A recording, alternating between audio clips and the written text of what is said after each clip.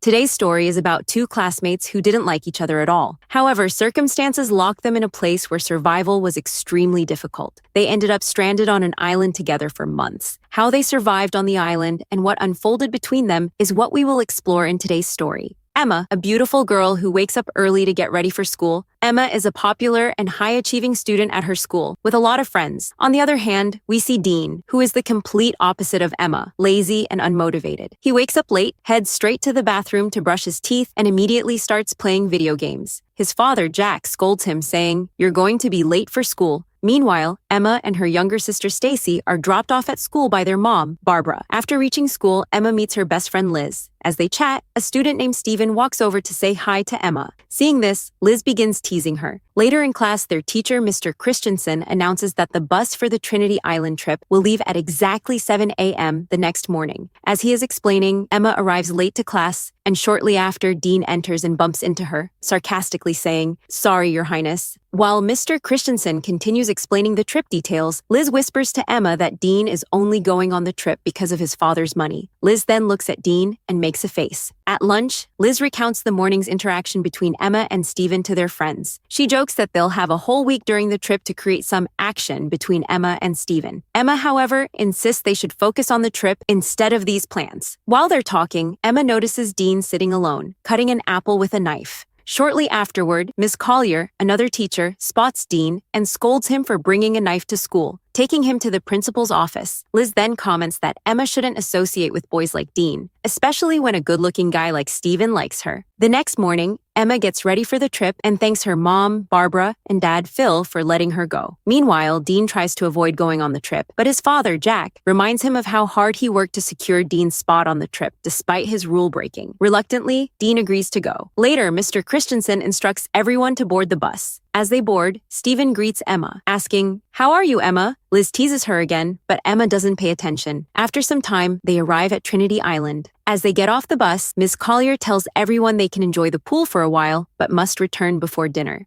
As the program begins the next day. A little later, Emma and her friends head to the pool, where she meets Steven, and they all have fun together. Meanwhile, Dean watches everything alone from a balcony. That evening, Emma's friend Liz tells her that Steven has invited them to a party on a local boat. Emma refuses, but her friends persist and convince her to join them. When they reach the boat for the party, Emma begins looking for Helen. However, she soon sees Steven kissing another girl. Upset, Emma decides to leave. Unbeknownst to her, Dean has been silently observing everything. As Emma walks away, Dean approaches her and says, "Your boyfriend is enjoying himself." Emma responds, "You shouldn't concern yourself with all this." Suddenly, the police arrive because they've discovered that drugs are being used at the student party. They instruct everyone to gather at the front of the boat. At that moment, Emma accidentally slips and falls into the water. Dean sees her fall and jumps in to save her. He rescues her and takes her to a small boat. The small boat was tied to the big boat with a rope. Dean cuts the rope, and when Emma asks him why, he says, "I don't want to get into trouble with the police. Once the police leave, we'll return to the big boat." But soon the big boat drifts far away from them. A storm begins to brew. Dean notices that the small boat doesn't have a motor. Suddenly, a massive wave crashes toward them, and they cling tightly to the boat. By the next morning, the waves had carried them into the Arabian Sea.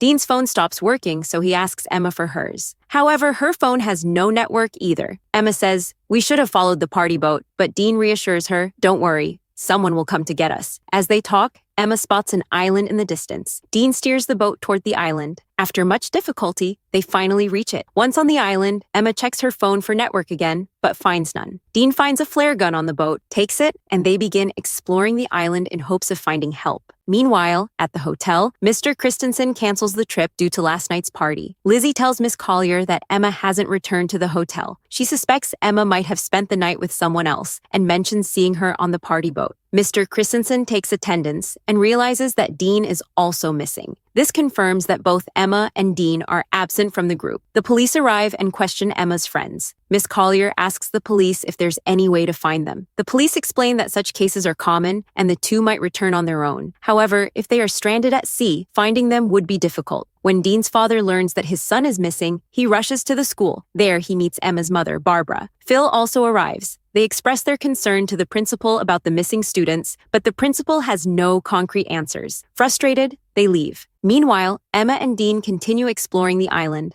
After walking for some time, they come across a stunning waterfall in the jungle. Dean admires it and asks Emma to take a picture, but she refuses. She says, "We're stranded here, and you're enjoying this? I came on this trip to gather material for my project. I want to get into Princeton University. If we don't get out of here soon, everything will be ruined." They keep walking and eventually reach the edge of the island. But so far, they haven't found any help or a way out. Disheartened, they decide to return to the boat. When they reach the shore, they discover that their boat is gone, swept away by the waves. All they find is a life jacket. Exhausted from walking all day, they decide to stop and rest. Dean lights a fire and they prepare to spend the night there. Noticing Emma is cold, Dean removes his shirt and gives it to her. They start talking and hope that their parents will find them by morning. The next morning, Dean wakes up to find Emma missing. He searches for her and finds her by the shore, writing SOS in the sand. When he asks what she's doing, she replies, "Trying to save our lives. We also need to find drinking water." Dean decides to go for a swim while Emma watches him. Back at the hotel, Mr. Christensen updates Emma and Dean's parents. He informs them that the police are searching for the two and have found a small boat that might belong to them. Jack suggests hiring a private rescue team since the police seem to be slow. However, Mr. Christensen assures them that the police are doing their best and will soon find the kids. Meanwhile, Emma continues looking for drinking water. While collecting water, she starts feeling something strange, as if someone is around her and watching her. Frightened, she quickly leaves the spot. After that, the two of them work together to build a small hut out of leaves to protect themselves from the sun. A little while later, Emma writes SOS on the shore, hoping that if a rescue team passes by, they will see it. Then, both of them search for anything edible on the island. Dean finds a banana tree, breaks it, and they eat as much as they can. The heat on the island is intense, and Emma can't wear full pants, so she cuts her full pants into shorts. Later, Emma sees Dean sleeping in the hut, so she lies down beside him. Suddenly, Dean turns toward Emma and places his hand on her. Emma finds it pleasant and says nothing. The next day, when Emma is bathing in the waterfall, Dean comes and asks for sunscreen. Emma tells him, "I am bathing here. You go to the other side." Dean replies, "You asked me to stay on guard here." Hearing this, Emma says, "I said that because there might be someone else on this island." Meanwhile, Barbara is very worried about Emma. And the news reports that the case of Emma and Dean's disappearance has become official. The police now think they are dead and are searching for their bodies. Phil is preparing to return home because Emma's younger sister Stacy is alone there. However, Barbara is still grieving. Phil comforts her, saying, Emma will be found, and hugs her. The next day, Jack, along with Barbara, boards a helicopter to search for Emma and Dean. On the island, as night approaches, Emma tells Dean how much she misses her family.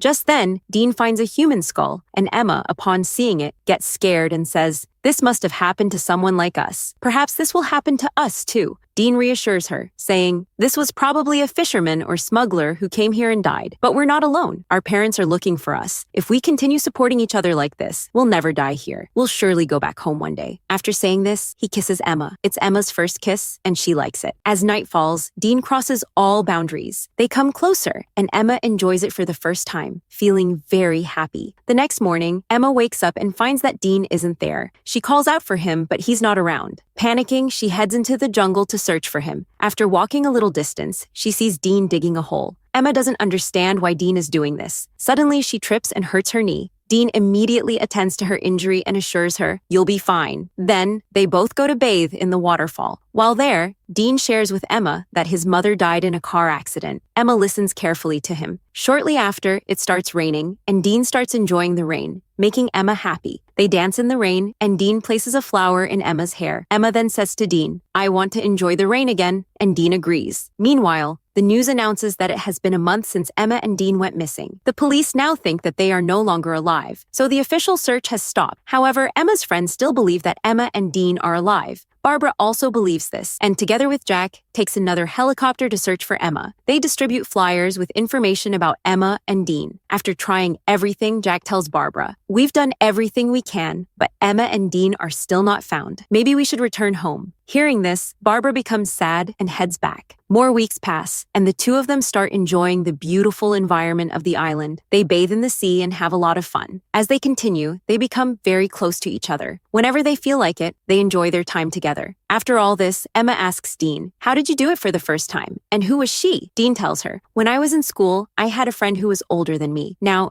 Dean knew that all of this was Emma's first experience, so he asked her, "How did it feel?" She replies, "It was good, but because of this, the sand ended up in the wrong places." After this, Emma says, "I want to experience more." Dean agrees. Next, we see both of them going into the jungle to pick some fruits. Dean walks a little further and starts picking fruits. Suddenly, they hear the sound of a plane. They both rush towards an open area, and Dean quickly searches in Emma's bag for flare gun to signal the plane, but he can't find it. By then, the plane flies far away. Emma starts looking for the flare gun again, but can't find it either. Emma begins to think that there might be someone else on the island who is stealing their things. A few more days pass, but only one plane has passed by, and no one has come to rescue them. They sit in the hut and discuss whether they should give up hope of going back home, and instead decide to live in the jungle with each other. Suddenly, Dean hears an animal's sound. He goes into the jungle to find it. Emma starts to worry about Dean, so she follows him. As Dean walks a little further, he sees a black panther. Upon seeing it, he starts running. While running, he goes quite a distance before suddenly falling to the ground. Emma, running behind him, reaches him and sees that Dean is holding a bloodied knife and has killed the Black Panther. Next, we see that all of Emma and Dean's friends and parents have started their lives without them. Meanwhile, Emma and Dean have learned to live on the island and have decided to stay there for the rest of their lives because their hope of being rescued has vanished. They have learned to hunt and now live in a hut, letting go of all expectations, happily spending time together. One day, Emma starts vomiting. Dean sees this and asks, "Are you pregnant?" Emma replies, "No, I just felt nauseous." After this, to feel better, Emma lies down with Dean. While they are talking, suddenly Emma's lost belongings start falling from above. When they look up, they see a monkey on a tree throwing their things, and the monkey is holding the flare gun that Dean couldn't find that day. Emma shows the monkey a banana, and it throws the flare gun down. After that, they hear the sound of a helicopter from above. They rush to the open area, and Emma loads the flare gun and shoots it, allowing the helicopter people to see them. They are finally rescued. After 3 months, both of them return, and at the airport, Emma and Dean's friends and parents meet them with great joy. Then their parents take them to their respective homes. After returning home, Dean goes to meet Emma the same night, and they talk about how strange it feels to be back home. Dean is about to kiss Emma, but Emma stops him, saying, "Every 10 minutes, my parents are coming to meet me. Maybe you should leave now." She also says, "In celebration of our return, my parents are hosting a party, and you should come." The next day, everyone gathers at the party. Emma's parents start talking to everyone about the return of their children. After this, Stacy asks Dean, "Why aren't you with everyone?" Dean replies, "I don't like mingling with everyone." After this, Dean gestures to Emma to come with him, but she ignores him and stays with her parents. Seeing this, Dean leaves the party. After this, everything goes back to normal. Emma becomes very famous after returning from the island, but Dean still stays alone. Whenever Emma and Dean pass by each other, they only look at each other. A few days later, Emma calls Dean, but he doesn't pick up the phone. Later, we see Stacy going to Emma's room and saying, "We missed you so much after you went missing. Mom and Dad were really worried. We thought we had lost you forever, but now we're all together and very happy." Emma tells Stacy, "You're a great sister," and then they decide to go to the prom together. On the other hand, Dean visits his mother's grave and cries while missing her. The night of the prom party, Dean is watching TV when his father asks him, "Would you like to wear my coat to the party?" Meanwhile, Emma arrives at the party with her sister. Then, Liz comes to her and takes her somewhere to give her a surprise. When Emma sees it, she notices that Dean is standing outside in the rain, wearing the coat and waiting for her. This makes Emma remember everything from the island. After this, Emma goes out of the party, approaches Dean, and they both feel very happy and kiss each other. The story ends with this scene.